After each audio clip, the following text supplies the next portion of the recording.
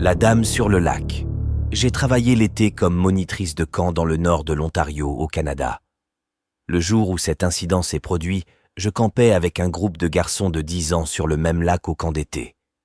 Mon collègue moniteur et moi aimions superviser les enfants à tour de rôle pendant qu'ils nageaient, construisaient des forts et jouaient à des jeux. Nous avons fait cuire de la nourriture sur le feu. Je me suis assis et j'ai raconté des histoires. Vers 9 heures du soir, j'ai dit aux enfants qu'il était l'heure d'aller se coucher et ils se sont dirigés vers leurs tentes qui sont positionnées près du rivage.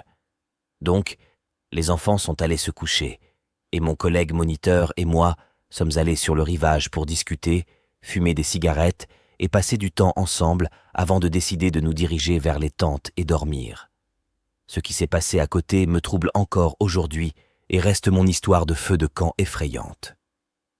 Nous étions tous les deux en train de regarder dans l'eau noire de la nuit lorsque nous avons vu une petite lumière s'approcher lentement et glisser légèrement au-dessus du niveau de l'eau. Nous avons spéculé sur ce qu'il pouvait bien être pendant quelques minutes. Quand la lumière s'est approchée suffisamment, nous avons remarqué que c'était une lumière montée à l'avant d'un kayak et que quelqu'un s'approchait de notre campement. Il est important de noter qu'en tant que moniteur de camp, une partie de notre formation porte sur la façon de gérer les rencontres avec les étrangers dans un environnement où nous sommes responsables d'un groupe d'enfants sur une propriété publique.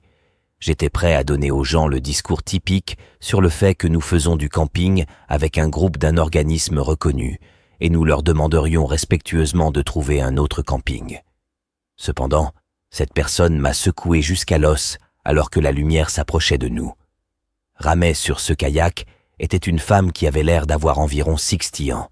Elle avait des mèches de cheveux gris incroyablement longues qui traînaient dans l'eau. Sa peau ressemblait à du vieux cuir, et ses yeux morts étaient difficiles à repérer sous toutes ses rides.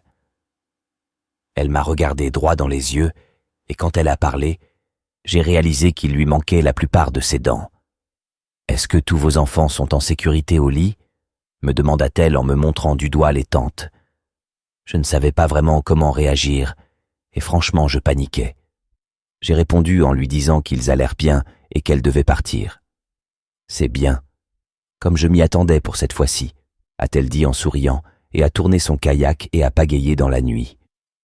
À ce moment-là, mon collègue moniteur et moi étions légitimement très effrayés, non seulement par l'apparence de cette femme mystérieuse qui ressemblait à un cadavre, mais aussi par ces questions sur l'endroit où se trouvaient les enfants que nous avions emmenés avec nous et sur la sécurité de ceux-ci. Ne pas savoir quoi faire d'autre. Nous avons attrapé nos couteaux de chasse et nous nous sommes assis près du feu après avoir vérifié que les enfants allaient bien. Une demi-heure plus tard, c'est là que les choses ont commencé à devenir effrayantes. De l'autre côté du lac, une collègue dirigeait un autre voyage avec des enfants du même groupe d'âge que les miens. Elle m'a envoyé un texto qui était quelque chose comme « Salut, arrête de nous emmerder. Ce n'est pas drôle. Mes enfants sont vraiment effrayés. » Je l'ai immédiatement appelé et lui ai fait savoir que je venais de voir quelqu'un près de mon camping qui semblait étrange, et sur quoi je n'essayais pas de faire une blague. Apparemment, l'un de leurs enfants est sorti de la tente pour faire pipi et a vu une femme aux cheveux longs debout avec les bras ouverts vers eux près du rivage. Envoyez-moi un message si vous avez une histoire à partager, et si vous avez aimé cette histoire, n'hésitez pas à aimer et à vous abonner. Chaque clic compte. Merci.